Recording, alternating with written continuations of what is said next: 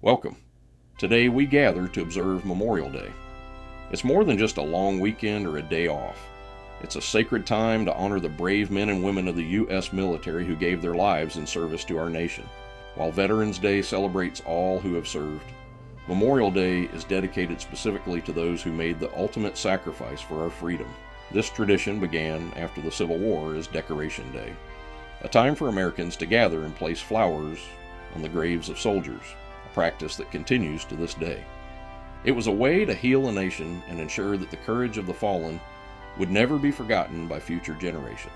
Today, we carry that legacy forward, whether by visiting a local cemetery, watching a parade with family, or simply pausing for a moment of quiet reflection.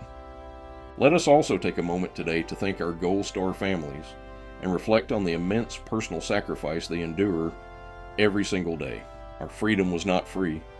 It was bought with the courage and the very lives of the heroes we honor today. Let us never forget their names or their stories. Thank you for joining me in this tribute. Have a meaningful Memorial Day.